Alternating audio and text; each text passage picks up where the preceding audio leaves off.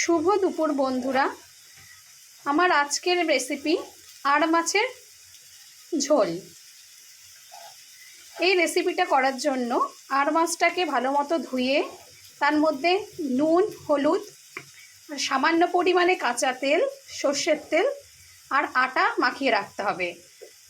সর্ষের তেল আর আটা মাখানোর কারণ আর মাছ খুব ফোটে, তাই জন্য আটা আর সর্ষের তেল মাখিয়ে রাখলে ভাজার সময় একটু কম পরিমাণে ফুটবে। তারপর তেল গরম হলে আঁচটা কম করে মাছগুলো একটু কড়া করে ভেজে নিতে হবে। মাছগুলো ভেজে তুলে রাখার পর ওই মাছ ভাজার তেলেই আরেকটু তেল দিয়ে তেলটা গরম হয়ে গেলে ওর মধ্যে সাদা জিরে ফোড়ন দিতে হবে। তেলের মধ্যে গোটা গরম মশলাও দিতে হবে। এরপর তেলের মধ্যে আলুগুলো দিয়ে ভেজে নিতে হবে।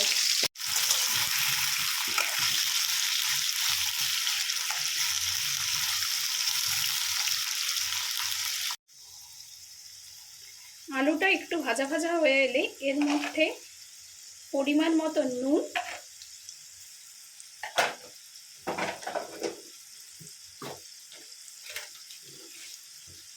আর হলুদ দিয়ে দিতে হবে।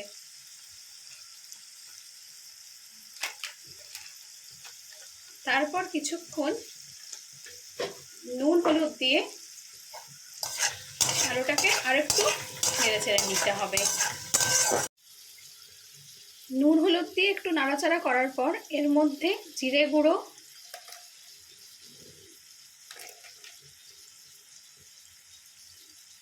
লঙ্কা গুঁড়ো,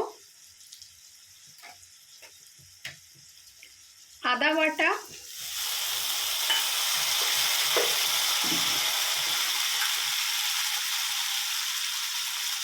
আর স্বাদ অনুযায়ী চিনি দিয়ে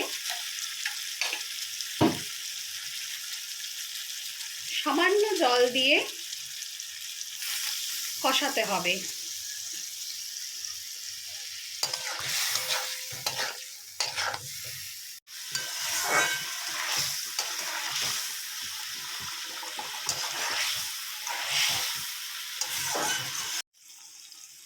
মশলা কষতে কষতেই আলুগুলো সেদ্ধ হয়ে আসবে এবং মশলা থেকে তেল যেই ছেড়ে আসবে তখন পরিমাণ মতো জল দিতে হবে।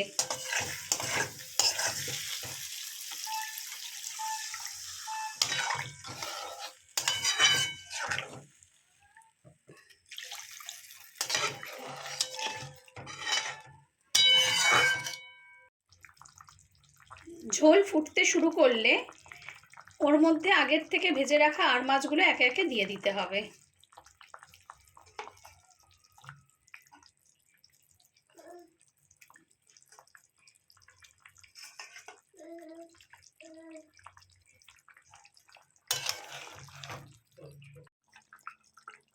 ঝোলে মাছ দেওয়ার পর ঝোলটা ফুটে উঠলে ওর মধ্যে হালকা গুঁড়ো গরম মশলা দিলেই আর মাছের ঝোল তৈরি হয়ে যাবে।